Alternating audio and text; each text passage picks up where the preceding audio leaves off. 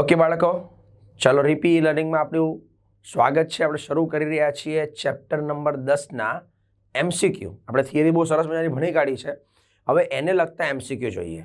હા, આ ટોપિકની સૌથી સારી વાત જો કોઈ હોય ને તો એમસીક્યુ બહુ સહેલા છે, પણ કેટલાને બહુ અઘરા પણ લાગતા હોય, કારણ કે આગળ છે ને શબ્દની બહુ મોટી મારામારી છે.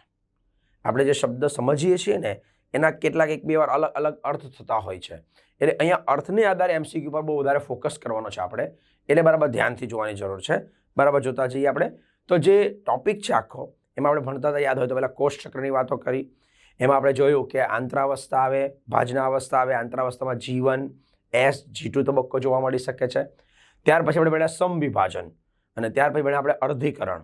તો આ જે 3 ટોપિકો છે એ 3 ટોપિકને લગતા કેટલાક મજાના એમસીક્યુ જોતા જઈએ આપણે, જે તમને મજા આવશે. હા, તમે નોટ રાખજો, જેને કારણે તમે કંઈક વધારાની વસ્તુ નોંધી શકો છો, છેલ્લે સુધી તમને યાદ રાખે. તો પહેલો ટોપિક શરૂ કરીએ છીએ, કોષ ચક્રની વાત આપણે કરીએ. ઓકે, જોઈએ કોષ ચક્ર. G0 અવસ્થા માટે નીચેનામાંથી શું સાચું છે? તો તમે જાણો છો કે G0 અવસ્થા શું છે ખરેખર? તમે જાણીએ છીએ કે જ્યારે સમવિભાજન કે અર્ધીકરણની પ્રક્રિયા થતી હોય, એમાં મુખ્યત્વે જ્યારે સમવિભાજનની પ્રક્રિયા પૂરી થાય ત્યાર પછી કોષને 2 પરિસ્થિતિ મળતી હોય. ક્યાં તો એ ફરીથી પોતાના આગલા વિભાજન માટેની તૈયારી કરવા જઈ શકે છે આંતરાવસ્થામાં, જેને આપણે G1 પછી S, G2 તબક્કો કહીએ. પણ કેટલાક કોષો એવા હોય છે કે જે પોતે આ પ્રક્રિયા દર્શાવતા નથી, તો એ માત્ર ને માત્ર ચયાપચયના દરની પ્રક્રિયાને આધારે જીવિત અવસ્થામાં કાર્ય કરી શકે, જેવું આપણે કહી શકીએ છીએ. પણ વિભાજનનો ગુણ એની પાસે થોડાક સમય માટે બંધ થઈ જતો હોય છે, એટલે એને આપણે શાંત અવસ્થા તરીકે ઓળખી શકીએ છીએ. તો એ G0 અવસ્થા, તો તે શાંત અવસ્થા છે, તો એ વાક્ય સાચું તો છે જ કંઈક અંશે. બીજું, આ અવસ્થામાં કોષ ચક્ર અટકી જાય છે. હા, કોષ આગળ તરફ વિભાજન પામવાનો નથી, એટલે G1, S ને G2 નહીં જ જોવા મળે. એટલે એમ કહેવાય કે G1 પણ નહીં હોય, S પણ નહીં અને G2 પણ ન હોય, એટલે એમ કહેવાય અટકી ગઈ કહેવાય. G0 કોષ વૃદ્ધિ પામતા નથી, પરંતુ ચયાપચયની રીતે સક્રિય હોય છે. હા, ચયાપચય પ્રક્રિયા ચાલતી આપણે જાણીએ છીએ. આવા કોષો હતા હૃદયના કોષો, આપણા હૃદયના સ્નાયુના કોષો, ચેતાકોષો પ્રકારના કહી શકાય છે. G0 કોષ ઉત્તેજક દ્રવ્યોની પ્રતિક્રિયા સ્વરૂપે વિભાજન પામી શકે છે. હા, જ્યારે આવા કોષોને યોગ્ય માધ્યમ મળતું હોય, યોગ્ય ઘટકો મળતા હોય, તો ત્યારે તે પોતે સક્રિય થઈએ વિભાજન પામવાનો ગુણ ધરાવી શકે છે. તો આ વાક્ય પણ સાચું છે, આ પણ સાચું થઈ ગયું, આ પણ સાચું થઈ ગયું અને આ પણ, બધા જ વાક્ય સાચા છે. ઓપ્શનમાં જોઈ રહ્યા બધા જ સાચા. 1, 2, 3, 1, 2 અને ફક્ત 1 અને 4 બધા જ સાચા છે. તો જવાબ તમારો તો આગળ A ફોર એપલ આપણે બનાવી શકીએ, જવાબ યાદ રાખી શકીએ છીએ. આગળ જઈએ. મનુષ્યના દ્વિકીય કોષ કે જ્યાં કોષ વિભાજન થતું નથી તે ખાલી જગ્યા છે. હા, દ્વિકીય કોષ એટલે કે ટ્વાઇસન વાળો. દ્વિકીયનો મતલબ થાય છે દ્વિકીય રચના કોઈ રંગસૂત્રની જોવા મળતી હોય, તો ત્યાં આગળ શું કોષ વિભાજન થતું નથી. જેમ કે હૃદય કોષો, તેમાં સ્નાયુના કોષો આવેલા હોય, સ્નાયુ પેશી આવેલી હોય.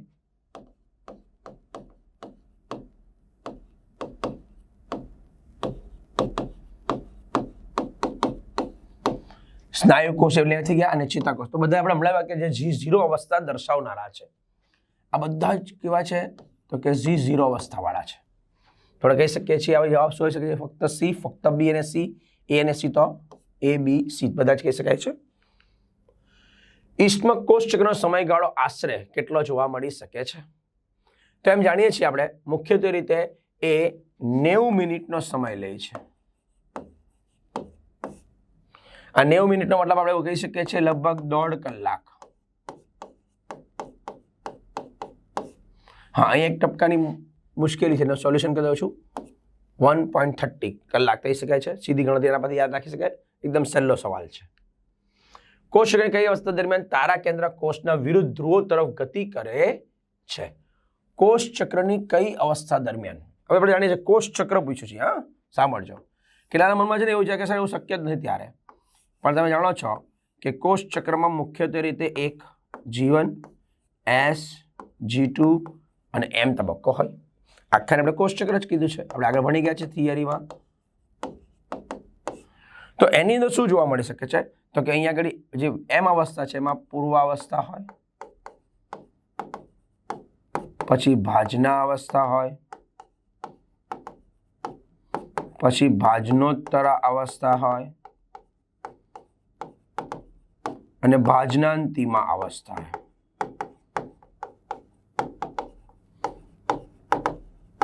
તો આ બધા પૈકી કઈ અવસ્થામાં આપણે જાણીએ છીએ કે તારા કેન્દ્ર વિરુદ્ધ ધ્રુવો તરફ ખસતા હોય તો આવું મોટે ભાગે એમ અવસ્થામાંની પૂર્વ અવસ્થામાં જોવા મળી શકે છે. તો એની આધારે જવાબ અહીંયા વિચારો, એટલે નહીં કે G1 S અને G2. તો અહીંયા આગળ બાદનોત્તર અવસ્થા, ભાજના અવસ્થા, અંત્યાવસ્થા અને પૂર્વ અવસ્થા પૂછ્યું છે. તો પૂર્વ અવસ્થા ખરેખર એમ અવસ્થાનો પેટા કહેવાય, પ્રકાર કહી શકાય, અવસ્થા કહી શકાય, પણ અહીંયા તને જવાબ આપણે લઈ શકીએ છીએ. નીચે આપેલી આકૃતિ કોષ ચક્રના તબક્કાનું આ યોજના પ્રમાણે વિભાજન કરેલ છે. આ એક સવાલ એવો છે કે જે ઓલરેડી સારી રીતે પહેલાના સમય જ્યારે PMT કહેવાતી ત્યારે પૂછાઈ ચૂકેલો સવાલ છે. તો પહેલા સવાલને સમજીએ. તો એ લખ્યું ઇન્ટરફેઝ. ઇન્ટરફેઝ એટલે કહી શકાય છે આંતરાવસ્થા.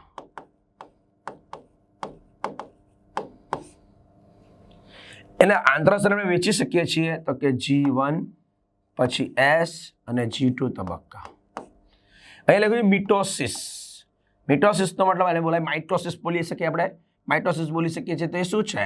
તે સમવિભાજનની પ્રક્રિયા છે.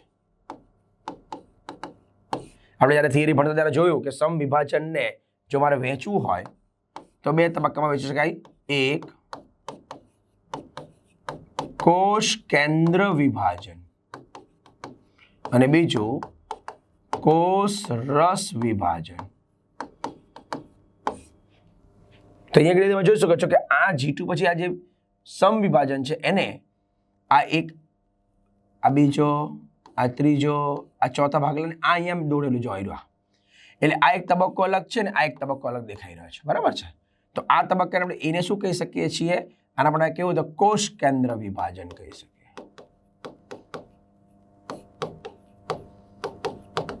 અને આ તબક્કાને આપણે કહી શકીએ છીએ કોષ રસ વિભાજન.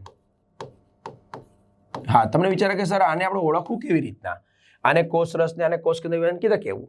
તો તમે જાણો છો કે કોષ કેન્દ્ર વિભાજન કારણ આપણે થિયરીમાં ભણીને જ આવ્યા છીએ કે જ્યારે સમસૂત્રી ભાજન થાય, હમણાં આપણે વાત કરી ત્યારે કોષ કેન્દ્ર વિભાજનના પ્રકારો પાડી શકાય છે. કયા પ્રકારો પાડી શકાય છે? તો કે પૂર્વ અવસ્થા, ભાજના અવસ્થા, બાદનોત્તર બધા તબક્કા જોવા મળી શકે છે. તો એટલે આ ખાના એટલે વધારે આપેલા છે, બરાબર. તો આને મારે કેવું હોય તો ટૂંકમાં લખી શકું છું પૂર્વ અવસ્થા. એના પછીનાને શું કહેવાય છે? યસ, તમે બોલી ગયા, ભાજના અવસ્થા. ત્યાર પછી કહી શકાય છે ભાજનોત્તરા અવસ્થા અને પછી કહી શકાય અંત્ય અવસ્થા. હા, આ અંત્ય અવસ્થાને આપણે ભાજના અંતિમ અવસ્થા પણ કહી શકીએ છીએ. હવે આપણે એવું પૂછેલું છે કે આપેલી આકૃતિમાં કોષ ચક્રના તબક્કાનું આ યોજના પ્રમાણે વિભાજન કરેલ છે, એને આપણે ઓળખવાનું છે. જેને લખ્યો C, કેરિયોકાઇનેસિસ. કેરિયો એટલે આપણે જાણીએ છીએ, યાદ કરો, પ્રોકેરિયોટિક, યુકેરિયોટિક આપણે 8મા પાઠમાં ભણી ગયા છીએ. કેરિયો શબ્દ કોના માટે વપરાય? કોષ કેન્દ્ર માટે વપરાય. એટલે કોષ કેન્દ્ર જે વિભાજન છે એને કહેવાય કેરિયોકાઇનેસિસ.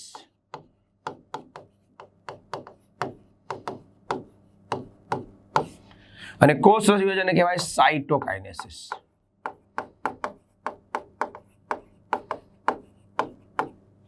તો એને આધારે જો વિચારીએ અહીંયા આગળ તો C એમ કે કેરિયોકાઇનેસિસ. તો C ક્યાં છે? આયરા. તો કોષ રસ વિભાજન છે એને સાઇટોકાઇનેસિસ કહેવાય. અહીંયા તો કોષ કીધેલું છે કેરિયો, એટલે આ ખોટું થઈ ગયું. D સંશ્લેષણ તબક્કો. તો D ક્યાં છે? અહીંયા છે. S પર સિન્થેસિસ એટલે કે સંશ્લેષણ તબક્કો. તો કઈ અંશે સાચું છે ત્યારે બાકીને જોઈ લઈએ આપણે. એ એટલે કોષ રસ વિભાજન. એ એટલે તો કોષ કેન્દ્ર વિભાજન આપણે લખ્યું છે એટલે આપણને નહીં આવે. અને D ભાજના અવસ્થા. તો D માં તો અહીંયા આપણે લખ્યું, અહીંયા આગળ D માં તો ભાજના અવસ્થા માટે કહી શકાતું નથી. તો શું થઈ ગયું કે અહીંયા આગળ B ફોર બોમ્બે. આ તમારો સાચો જવાબ મળી ગયો તમને. ખાલી એની સાથે M અવસ્થા શરૂ થાય છે. તો M અવસ્થા એટલે વિભાજન અવસ્થા ક્યારે શરૂ થાય? આપણે હમણાં વાત કરી નાખી. તો કે G1 પછી તો શું આવે? તો કે પહેલા અવસ્થામાં કોષ ચક્રમાં G1 હોય, પછી S હોય, પછી G2 હોય અને પછી M આવે. આ એનો ક્રમ છે, બરાબર છે. તો M માં પહેલા શું થાય? કોષ કેન્દ્ર વિભાજન થાય અને પછી કોષ રસ વિભાજન થાય. તો કેરિયોકાઇનેસિસ એટલે કોષ કેન્દ્ર વિભાજન કહી શકાય છે. તો ત્યાંથી શરૂ થઈ ગયું કહેવાય. નીચેમાંથી કયું જીવન તબક્કાની બાબતમાં સત્ય છે? G1 એટલે કે આપણે જેને ગેપ 1 અવકાશિક કહીએ છીએ ત્યારે શું જાય? તો એટલે કે જીવન તબક્કામાં સમભાજનનો અનુસરે છે. બીજો કોષ ચયાપચયક રીતે સક્રિય હોય છે. કોષ સતત વૃદ્ધિ પામે છે. કોષ તેના DNA નું દ્વિગુણન કરતો નથી. હવે જોજો કયું પરફેક્ટ સત્ય છે? તો જીવન પછી શું થાય? હમણાં વાત કરીએ જીવન પછી S આવે એટલે સમભાજન ત્યારે અનુસરતું આપણે કહી શકીએ છીએ. બરાબર છે. બીજું, કોષ ચયાપચય સક્રિય છે અને કોષ સતત વૃદ્ધિ પામે છે. આ બંને પ્રક્રિયા પણ ચયાપચય સક્રિય ખાલી રહી તો G0 માં પણ જઈ શકે છે. બરાબર છે. એટલે એને પણ આપણે સંપૂર્ણપણે ગણી શકતા નથી.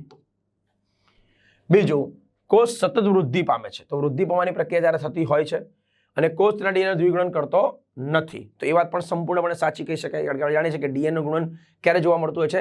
S તબક્કામાં. બરાબર છે, ત્યારે દ્વિગુણન. તો સૌથી વધારે મહત્વનું કામ અહીંયા શું છે? વૃદ્ધિ પામવાની પ્રક્રિયા. એટલે એ વૃદ્ધિ પામવાની પ્રક્રિયા જીવન તબક્કાને બાબતે વધારે સત્ય કહેવાય આની સરખામણીમાં. ઓકે, કારણ કે એની દે ઘટના જોવા મળી શકે છે.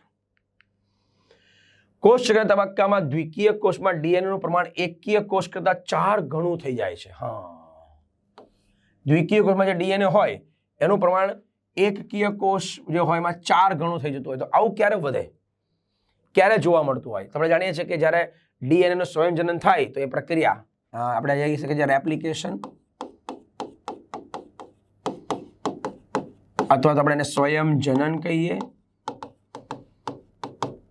એટલે જરૂરી કહી શકાય કે આ પ્રક્રિયા ક્યારે જોવા મળે? S તબક્કામાં જોવા મળી શકે છે. ત્યારે એ દ્વિકીય એકકીય કોષ કરતા 4 ગણું થઈ જતું હોય છે. ખાનું કારણ છે B તબક્કામાં. સોરી, B આન્સર, કારણ કે S તબક્કામાં જોવા મળી શકે છે.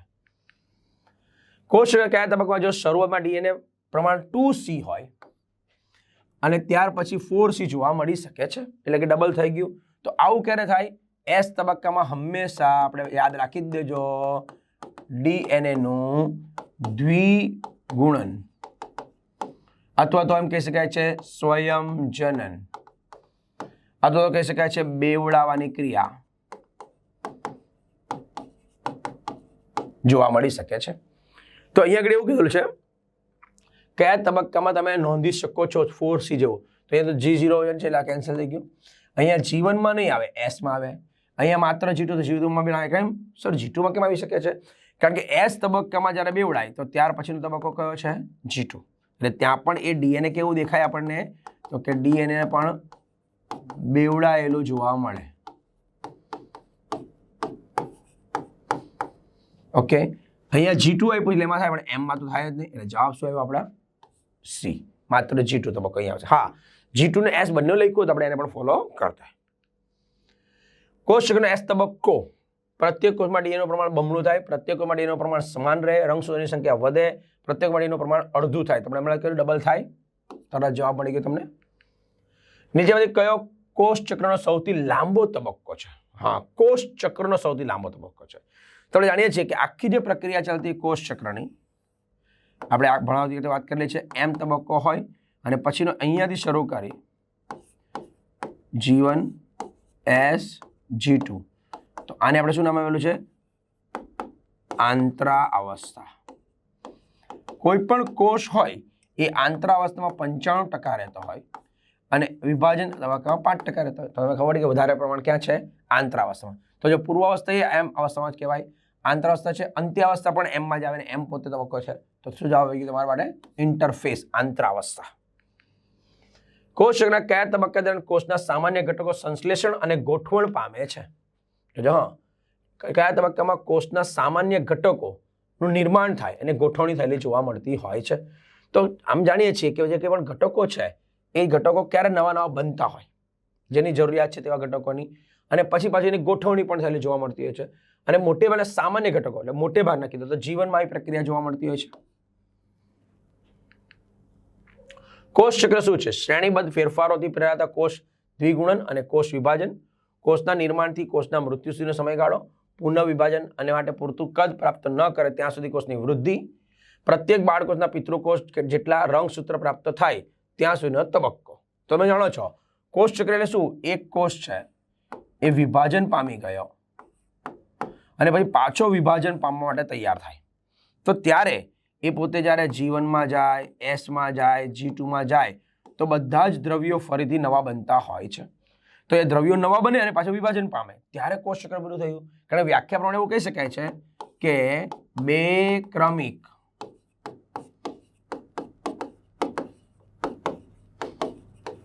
કોષ વિભાજનની આખી સમગ્ર પ્રક્રિયા એક કોષ ચક્ર તરીકે ઓળખી શકીએ. તો એક દ્વિગુણન થવું, દ્રવ્યોનું ડબલ થવું, પછી વેચાઈ જવાની પ્રક્રિયા, અને તેની શ્રેણીબદ્ધ ક્રમશઃ પ્રક્રિયા ચાલે એટલા માટે. પુખ્ત વયના કયો કોષ વૃદ્ધિ અને કોષ વિભાજન અટકાવે છે? તો જો ત્વચાના કોષ, અસ્થિમજ્જા, શુક્રપિંડ અને અંડપિંડ અને અસ્થિકોષો. તો વૃદ્ધિ અને કોષ વિભાજન અટકાવી કાઢે, પોતાની પ્રક્રિયાને ત્યાં સાથે અટકાવી દે છે. ખાસ કરીને શબ્દ આવે પુખ્ત. જ્યારે પુખ્ત બનતા હોય તો આપણે ચામડી જે છે એના જે અંકુરણીય સ્તર છે તો નવા કોષો બનાવી શકે છે, એટલે આમાં તો બની શકે છે. અસ્થિમજ્જાના કોષો બોન મેરોનો સેલ હોય કે જેની અંદર ચોક્કસ પ્રકારના સ્તંભ કોષો સ્ટેમ સેલ છે, એ શું કરે છે? નવા આરબીસી, નવા ડબલ્યુબીસી બનાવી છે, એટલે આપણે વિભાજન પામેલા ગુણ તો ધરાવે છે. શુક્રપિંડ અને અંડપિંડ તો પુખ્ત સ્તરે કાર્ય કરે છે અને શું બનાવે છે? પ્રજનન કોષો બનાવે છે. અસ્થિકોષો, હા, જેમ કે તમારી હાઇટ જુઓ, અત્યારના જે હાઇટ છે એમાં વધારો આપણે 23 વર્ષ સુધી મોટે ભાગે નોર્મલી કરી શકીશું. 23 વર્ષ પછી હાઇટ વધતી નથી. મારી હાઇટ એટલે લઈ ગઈ છે. કેમ? કારણ કે હાડકાની વૃદ્ધિ ત્યાર પછી અટકી જતી હોય છે. હા, જો હાડકું તૂટી જાય તો મધ્ય ભાગોમાં વિકાસી પ્રક્રિયા ચાલતી હોય, પણ એની મૂળભૂત લંબાઈ જે થતી હોય એ અટકી. આપણે જ્યારે અસ્થિવાળા પાઠો ભણશું ત્યારે જોઈશું એની અંદર કે હાડકાનો કયો વિસ્તાર આ પ્રક્રિયામાં ભાગ લેતો હોય છે. તો ત્યાર પછીનું સંપૂર્ણ વિભાજન થોડું ઘણું અટકી જતું હોય, એટલે અહીંયા આપણે કહી શકીએ છીએ અસ્થિકોષ. નીચે આપેલ પૈકી કયો કોષ વિભાજન દરમિયાન સ્વયં જનન પામે છે? હમણાં કીધું રેપ્લિકેશન પામવું, સ્વયં જનન પામવું. તો કયો અણુ? ડીએનએ. તરત જ તમને જવાબ આવડી ગયો હોય તો ફટાક કરીને બોલી ગયા હશો તમે. કયા તબક્કામાં ત્રાકતંતુના પ્રોટીનનું સંશ્લેષણ થાય છે? હા, ત્રાકતંતુ એટલે જ્યારે કહી શકીએ છીએ વન ટાઈપ ઓફ ટ્યુબ્યુલિન નલિકાઓ હોય, બનતી હોય, બરાબર? એ ટ્યુબ્યુલિન પ્રોટીનની બનેલી હોય જે દ્વિધ્રુવત્રાક બનાવે. તો આવું ખાસ કરીને ક્યાં જોવા મળી શકે છે? તો કે G2 તબક્કામાં જોવા મળી શકે છે. તો તમને જવાબ મળી શકે છે G2 અવસ્થા. જીવન તબક્કો કોની વચ્ચે છે? સમવિભાજનના અંત અને S તબક્કાની શરૂઆત, S તબક્કાનો અંત અને સમવિભાજનની શરૂઆત, S તબક્કાની શરૂઆત અને સમવિભાજનની શરૂઆત, S તબક્કાના અંત અને સમવિભાજનનો અંત.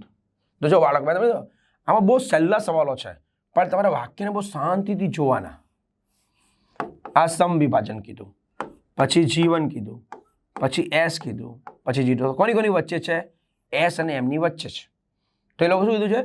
સમવિભાજનનો અંત, એટલે સમવિભાજનનો અંત આવી ગયો અને S તબક્કાની શરૂઆત, અહીંયા શરૂઆત થઈ ગઈ કહેવાય. તો આ એક શક્ય લાગે છે. S તબક્કાનો અંત અહીંયા આવ્યો કહેવાય અને સમવિભાજનની શરૂઆત અહીંયા શરૂઆત થઈ ગઈ કે વચ્ચે તો G2 આવી ગયો કહેવાય. S તબક્કાની શરૂઆત અને સમવિભાજનની શરૂઆત તો વચ્ચે તો બંને જણા આવી ગયા કહેવાય.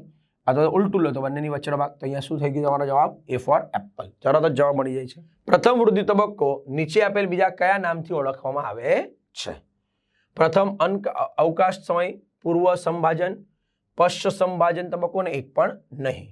તો આગળ એવો પ્રથમ વૃદ્ધિ તબક્કો એટલે કે જીવન તબક્કો જે છે એને આપણે કીધેલું છે. તો અહીંયા આગળ અવકાશ શબ્દ આપણે મૂકી દઈએ, જરા થોડોક ફેરફાર કરી નાખીએ તો જ સાચો જવાબ આપણે મળી શકશે. હા, હજારો સુધારો નહીં, આપણે એક પણ નહીં લખી શકીએ, પણ આપણે અવકાશ સમય લખી કાઢીએ, કારણ ગેપ 1 બોલીએ છીએ એટલે પ્રથમ અવકાશ સમય કહી શકાય છે. કોષ ચક્ર પશ્ચ સંભાજન અવકાશ અવસ્થા અને સંશ્લેષણ તબક્કાને ક્રમિક રીતે દર્શાવે છે. જો પશ્ચ સંભાજન એટલે સંભાજન પછીનો, હા શબ્દ જો પશ્ચ સંભાજન એટલે સંભાજન પછીનો તબક્કો કહેવાય. આનો મતલબ અહીંયા લખી દઉં છું. પશ્ચ એટલે પાછળ, યાદ રાખો, બરાબર છે? તો સંભાજન પાછળનો તબક્કો કયો કહેવાય? આપણે શરૂઆત કરીએ તો જીવન કહી શકીએ છીએ. અને અવકાશ અવસ્થા અને સંશ્લેષણ તબક્કો એટલે શું કહી શકાય છે? S કહી શકાય છે. તમને તમારા તો જવાબ મળી ગયો, એમાં લખવાથી જ દેખાય છે, તમને જોઈ લો. નીચે પેલમાંથી શું સાચું છે? જીવન તબક્કામાં ડીએનએ દ્રવ્ય બેવડાય છે? તો કે ના.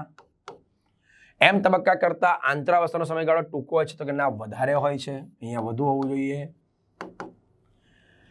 G2 તબક્કો સમભાજન તબક્કાને અનુસરે છે એટલે એને અનુસરે તો જીવન શરૂ થાય, એટલે જીવન આવવું જોઈએ સાચો શબ્દ. S તબક્કામાં ડીએનએ સંયોજન થાય? તો કે હા, તારો જવાબ કન્ફર્મ. કોષ કે કઈ અવસ્થામાં ડીએનએ સંયોજન પામે છે? પાછું કેટલી બધી રીતે એક સવાલ પૂછાયો છે, એ જ સમજવાનો છે કે આ બહુ સહેલી વાતો છે, પણ એની પૂછવાની પદ્ધતિ બહુ બદલાઈ જાય છે, એ યાદ રાખવાનું છે. ખાલી એમાં ડીએનએ સંયોજન જોવા મળે છે. તો જો સમસૂત્રી ભાજન અને અર્ધીકરણ 1, સમસૂત્રી ભાજન અને અર્ધીકરણ 1 અને અર્ધીકરણ 2, ફક્ત અર્ધીકરણ અને ફક્ત સમસૂત્રી ભાજન.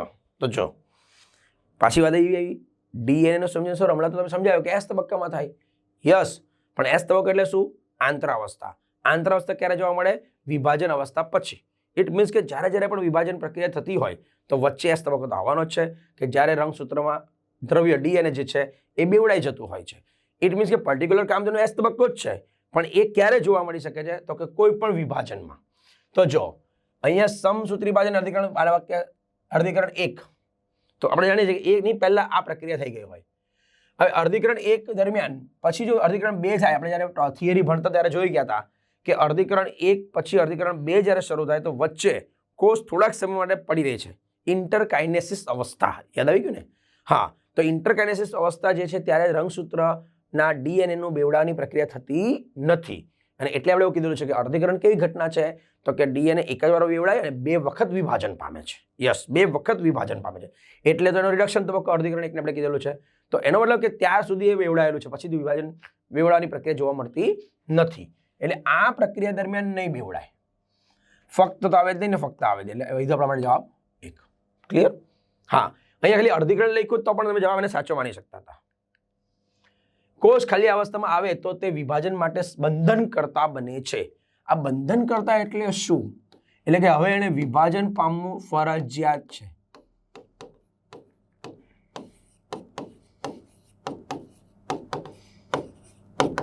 આ યાદ રાખજો.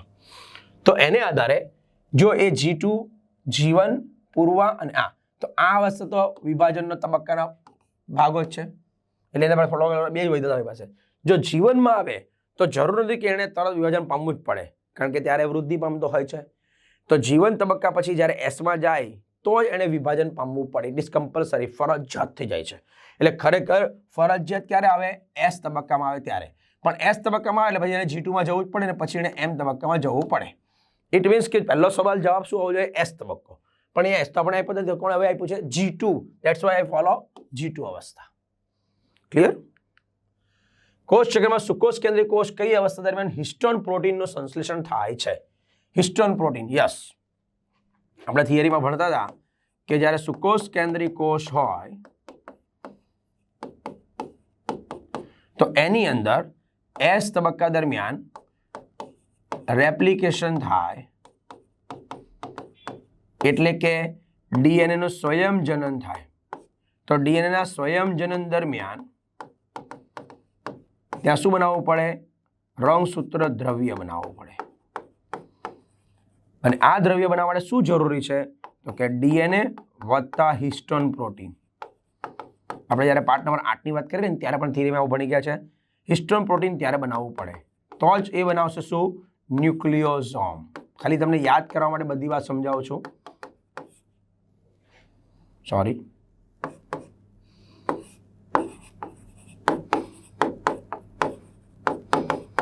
ન્યુક્લિયોસોમ બનાવી દેશે, બરાબર છે. તો ત્યારે હિસ્ટોન પ્રોટીનની જરૂર પડવાની જ છે.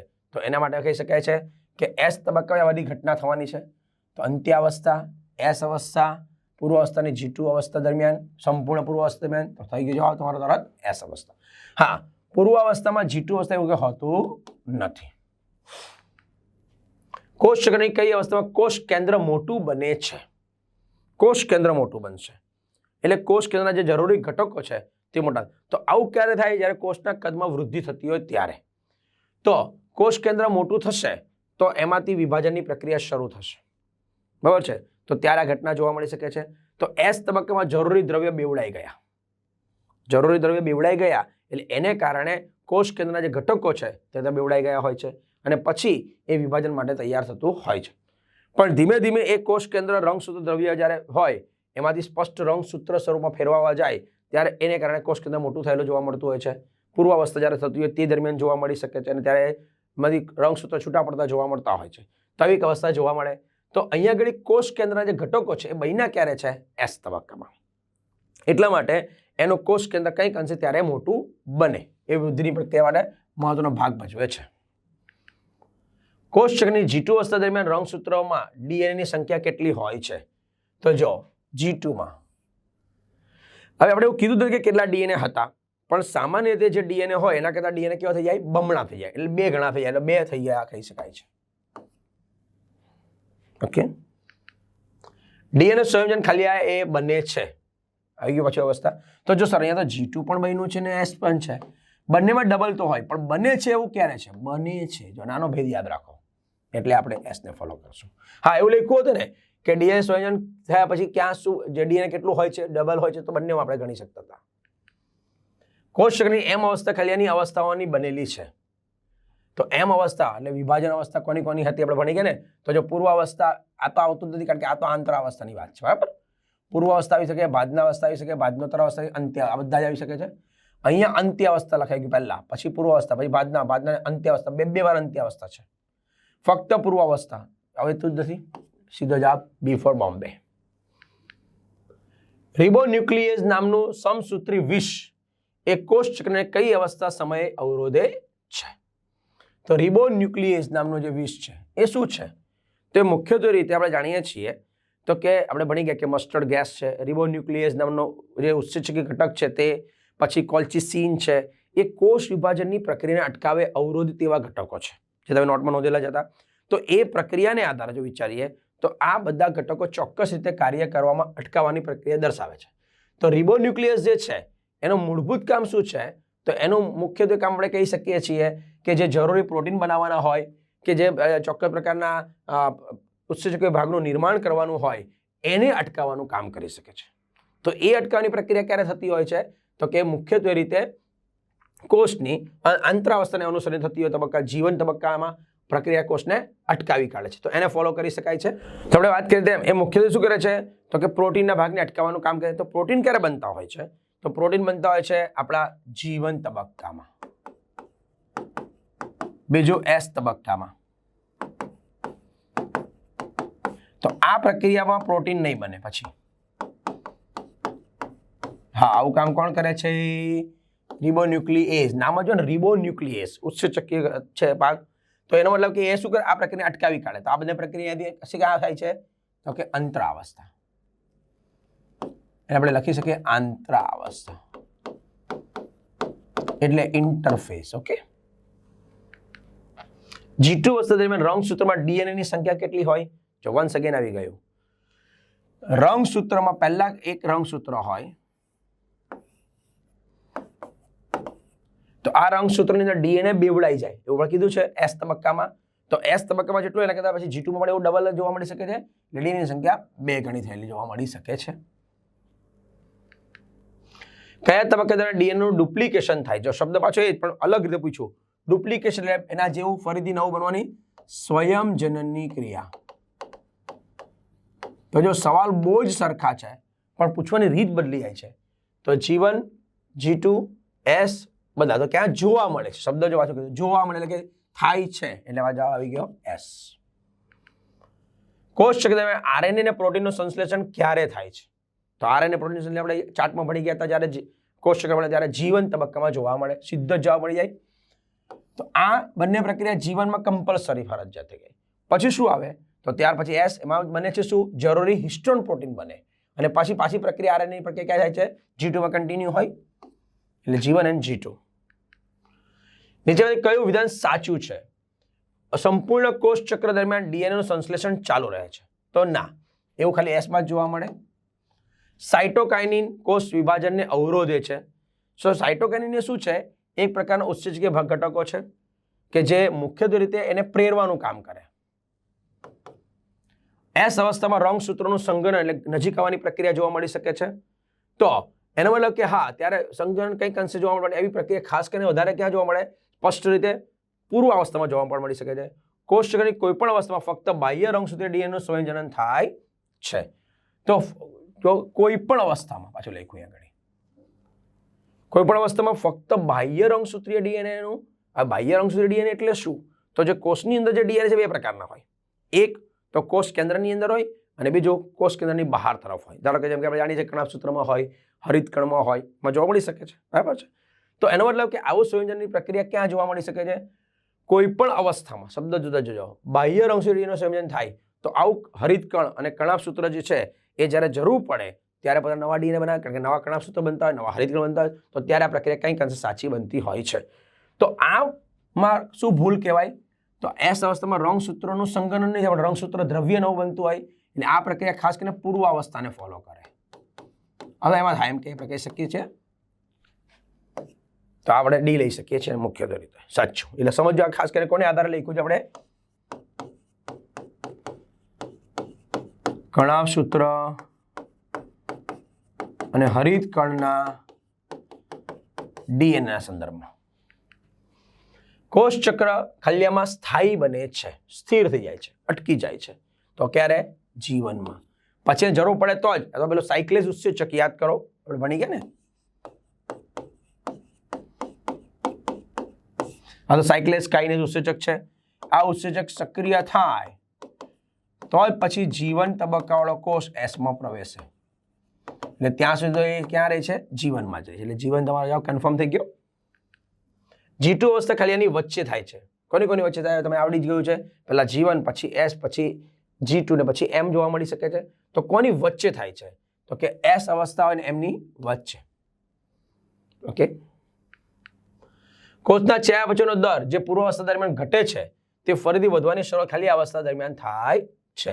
તો જોઈ લો, ચયાપચયનો દર જે પૂર્વ અવસ્થા દરમિયાન ઘટી ગયો છે એ ફરીથી પાછો ક્યારે વધે? તો કે જ્યારે જીવનમાં વધે ત્યારે. હા, અંત્ય અવસ્થા છે બાદનો તરાર જોવા મળતો નથી. ઓકે, અહીંયા આગળ આવા સંદર્ભમાં ઉછેલું છે. 1 મિનિટ બાળકો જરા જોજો. ફરીથી વધવાની શરૂઆત ક્યારે થાય છે? તો એ જીવન અવસ્થામાં ચયાપચયનો દર વધી જતો હોય. અવકાશ કોની વચ્ચે જોવા મળે છે? mRNA અને રિબોઝોમ વચ્ચે, ત્રાકતંતુ અને સેન્ટ્રોમિયર વચ્ચે, બે સમજાત રંગસૂત્રો વચ્ચે અને નર અને માદા જન્યુઓ વચ્ચે. અહીંયા તમે જોઈ શકો છો અવકાશ કોની વચ્ચે? અવકાશ એટલે કયા સંદર્ભમાં વચેલું છે અહીંયા ઘડી? તો કે મુખ્યત્વે રીતે જ્યારે કોષ વિભાજનની પ્રક્રિયા થતી હોય ત્યારે G1, G2, S આ તબક્કાઓ થાય, પણ ત્યારે શું હોય? ત્રાકતંતુઓ વયના.